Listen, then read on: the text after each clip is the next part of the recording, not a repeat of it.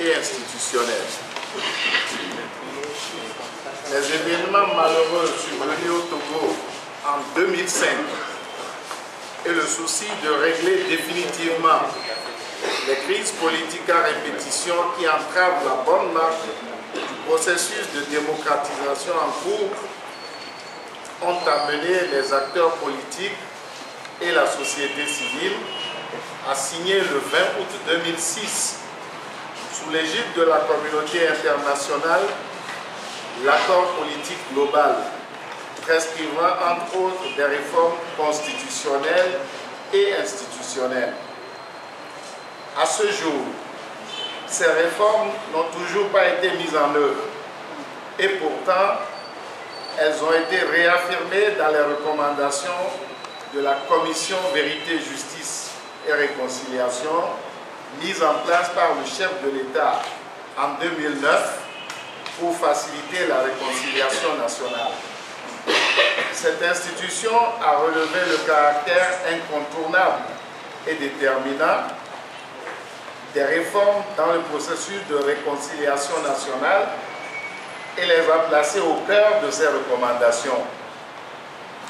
La responsabilité de la non-mise en œuvre des réformes incombe à l'ensemble de la classe politique et plus particulièrement à un manque de volonté politique. Heureusement, le débat sur les réformes est revenu à l'ordre du jour à la faveur des bouleversements qui ont rendu l'environnement sous-régional et international favorable. Une ultime occasion est ainsi offerte au Togo et la proposition de loi déposée par l'opposition doit créer l'opportunité pour régler définitivement le problème des réformes. Nous n'avons pas le droit de laisser persister les blocages et tout ce qui pourrait faire avorter une nouvelle fois la mise en œuvre des réformes ou de les reporter, au risque de nous retrouver face à la sempiternelle question de la rétroactivité de la loi concernant la limitation des mandats présidentiels. C'est pourquoi certaines organisations de la société civile réunies au sein du groupe de médiation pour l'adoption immédiate des réformes constitutionnelles et institutionnelles ont pris l'initiative de proposer une solution qui faciliterait la mise en œuvre des réformes. Conscient que le nœud gordien de la mise en œuvre des réformes demeure l'article 59 sur la limitation des mandats présidentiels, le groupe propose la disposition transitoire suivante. Les dispositions de l'article 59 s'appliquent à compter du mandat qui court de 2010 à 2015.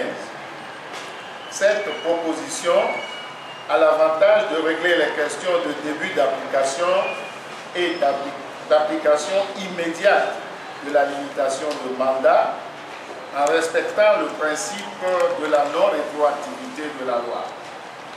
Elle a également l'avantage décisif de rendre possible l'adoption des réformes qui vont introduire dans le jeu électoral de meilleures conditions d'organisation et de transparence, notamment la possibilité du mode de scrutin à 2 tours à l'élection présidentielle.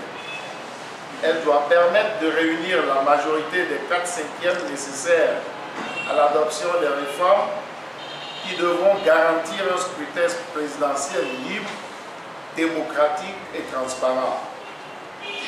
Seul le peuple souverain, à travers les urnes, accordera le mandat présidentiel à celui qu'il aura choisi. Le groupe de médiation pour l'adoption immédiate des réformes constitutionnelles et institutionnelles demande à tous, partis politiques, organisations de la société civile ou autres groupes qui se sont dans le sens de l'adoption immédiate des réformes et ou de cette initiative, de se prononcer clairement. Il en appelle à la volonté politique, à la bonne foi et au sens de l'intérêt général du chef de l'État, des députés, de la majorité et de l'opposition parlementaire, ainsi que de tous les autres acteurs politiques impliqués afin que les réformes soient adoptées et se transforment en réalité avant l'élection présidentielle de 2015 et si possible avant la fin de l'année 2014. Chers compatriotes, que chacun prenne sa responsabilité et fasse sa part. Nommé ce 23 décembre 2014. Je vous remercie.